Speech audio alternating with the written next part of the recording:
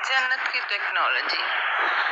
چند مہینے پہلے ٹی وی کے ایک مشہور اسلامک چینل کا ایک کلپ دیکھا جس میں بچہ سوال کرتا ہے کہ کیا جنت میں انٹرنیٹ ہوگا؟ تو ٹی وی اینکر ہکا بکا رہ گیا اور بچے کو ایسے دیکھنے لگا جیسے اس نے بڑا بے تکا سوال کر دیا۔ بھائی جنت کا انٹرنیٹ یا اس طرح کی کسی ٹیکنالوجی سے کیا لینا دینا؟ یہ تو دنیا کے بکھیڑے ہیں۔ یہ کلپ دیکھ کر مجھے بڑی حیرت ہوئی اور اپنی ماں یاد آ گئی۔ بچپن میں میری مرحومہ ماں نیکی کی باتیں ان کی جزا اور برائی کی سزا سے متعلق بتایا کرتی تھیں۔ ان باتوں میں ایک یہ بھی تھی کہ جنت میں آپ جو خواہش کرو گے وہ پوری ہوگی، آپ جو سوچو گے وہ آپ کے سامنے آ جائے گا۔ بچپن میں کھانا پینا ہی سب سے بڑا اثاثہ ہوتا ہے۔ سمجھانے کے لیے کہتی ہیں اگر تم کچھ کھانا چاہو گے تو وہ تمہارے پاس آ جائے گا، جیسے کوئی پھل فروٹ یا کوئی بھی چیز، یعنی آپ کو اس کے لیے کوئی مشقت یا دوڑ دھوپ نہیں کرنی پڑے گی، بس ادھر وہ خواہش کی ادھر پوری ہو گئی۔ اس وقت تو ایسے ماحول کا فقط تصور ہی کیا جا سکتا تھا، لیکن ایک بات ضرور ہے کہ یقین سا ہوتا تھا کہ ایسا ہی ہوگا، پر کیسے ہوگا اس کا کوئی آئیڈیا نہیں تھا۔ لیکن اب ٹیکنالوجی میں ترقی کے ساتھ یہ باتیں پریکٹیکل آ گئی ہیں۔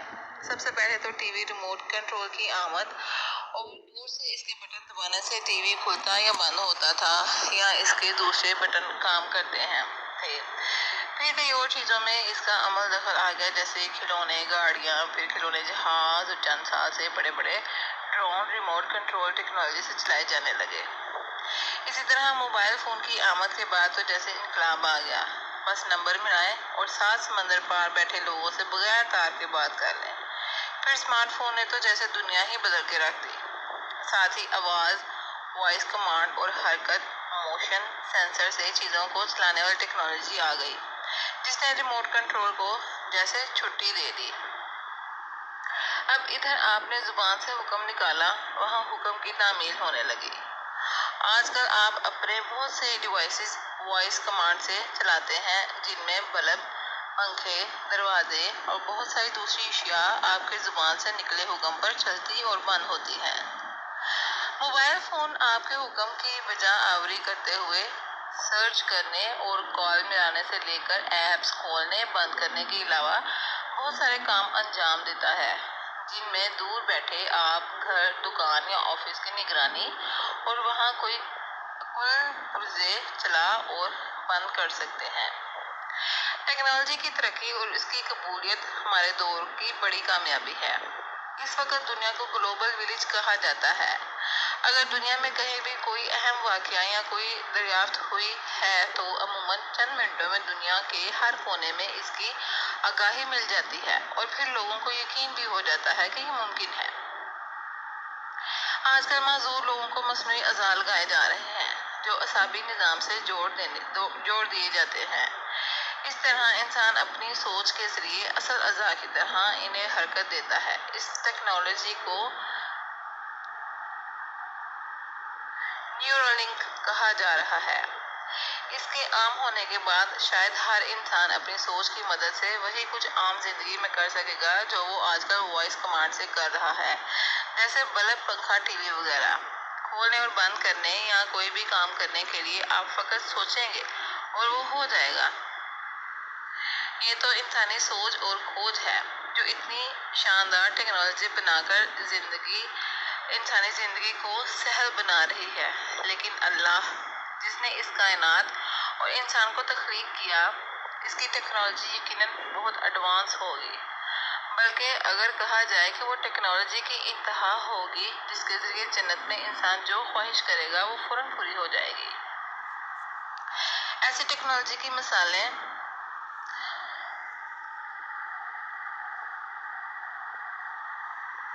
1500 سال پہلے ہمارے سامنے ہیں، لیکن ہم اپنے ذہن خیال کی پستی کی وجہ سے ان کی بلندی اور روح تک نہیں پہنچ پاتے۔ چند ایک طرز ذیل ہیں۔ واقعہ معراج بجائے خود ٹیکنالوجی کا شاہکار تھا، جس میں حضرت محمد صلی اللہ علیہ وسلم کو ٹائم اور اسپیس کی حدود سے نکل کر کائنات کی انتہا تک سفر رات کے چند لمحوں میں کرایا گیا۔ آج کل ایسے ہی ایک ٹیکنالوجی پر سائنسدان کام کر رہے ہیں جسے ورم ہول کہا جا رہا ہے۔ اس کا تھیم یہی ہے کہ اگر انسان اس میں کامیاب ہو گیا تو دنیا کے چند گھنٹوں کے اندر کسی گلیکسی کی سیر ممکن ہو جائے گی، لیکن اسے عمل میں لانے سے شاید ابھی کئی صدیاں یا ہزاروں سال لگ جائیں۔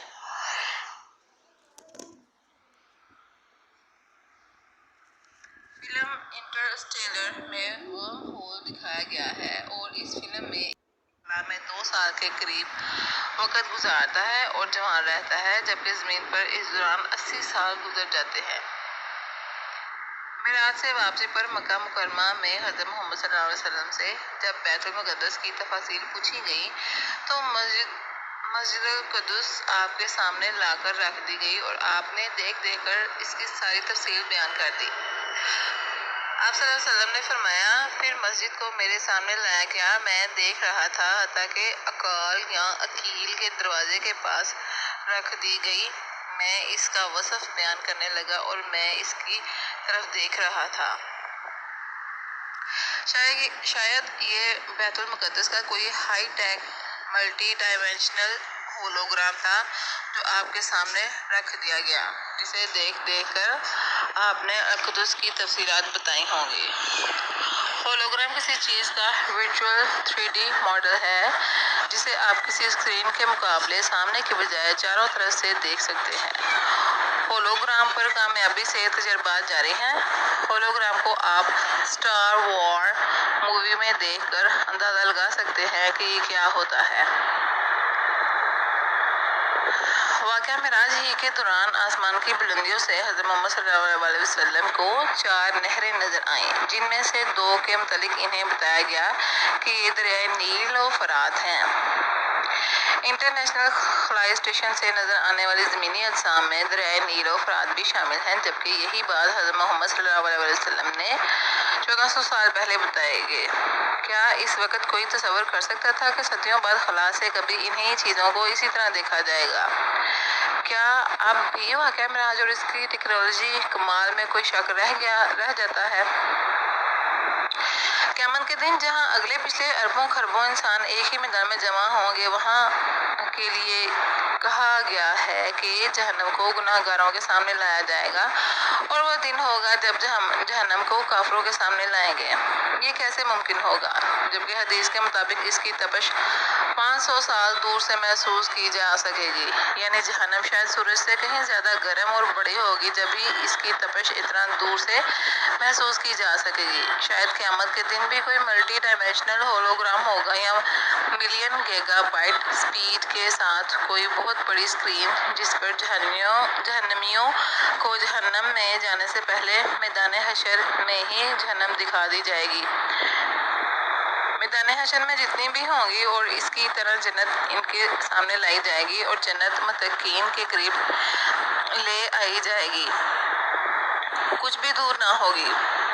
یا شاید اگلے جہاں میں ٹائم اور سپیس کے ڈائمینشن ہماری دنیا میں مختلف ہوں گے اور جس طرح آج کل دنیا گلوبل ولیج ہے، اسی طرح آخرت میں دوریوں کے باوجود فاصلے سے اکٹ جائیں گے۔